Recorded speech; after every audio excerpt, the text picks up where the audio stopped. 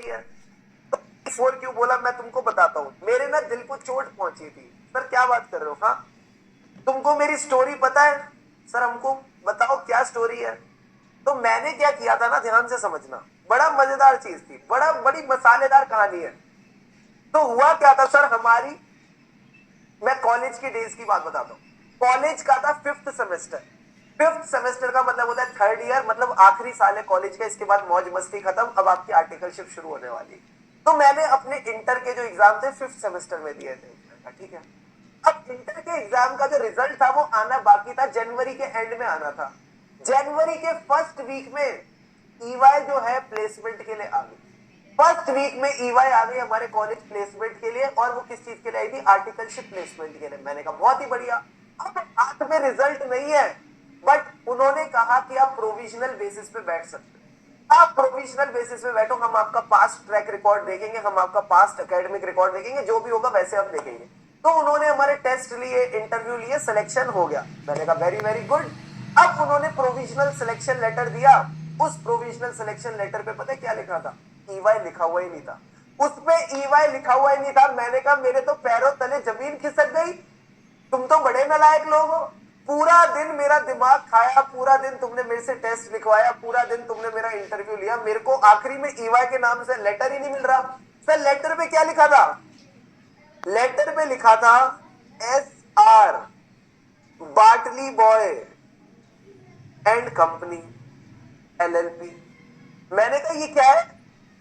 ये क्या है SR बाटली बॉय एंड कंपनी LLP? ये तो ऑडिट फर्म तो मेरे को बिल्कुल कहीं से नहीं लग रही। गुड़गांव का एड्रेस था, तो मुझे तो लगा वहां का कोई वो ना हो। तो मुझे तो समझ ही नहीं आ रहा था ये दिया तो दिया क्या है, ये दिया तो दिया क्या, ये हुआ तो हुआ क्या है। फिर मैंने अपने दोस्त से पूछा जिसका सिलेक्शन हुआ, सर उसके पे क्या लिखा था? उसके पे लिखा था SRBC and company LLP। Oh my God, इसका तो और अलग निकला। मैंने कहा ये लोग हमको फ्रॉड तो नहीं कर रहे अलग अलग नामों से। फिर तीसरे से पूछा, तो उसके पे लिखा था SRBC एंड एसोसिएट्स। क्या बात कर रहे हो सर? हाँ, एक के में लिखा हुआ था SRBA एंड एसोसिएट्स।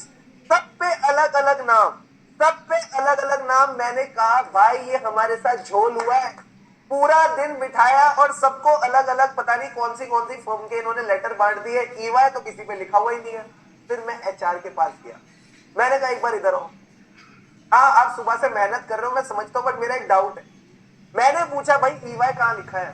तो कहती है ईवाई की कोई प्रैक्टिस ही नहीं है। ईवाई की कोई प्रैक्टिस नहीं है, ईवाई तो ऑडिट कर ही नहीं सकता।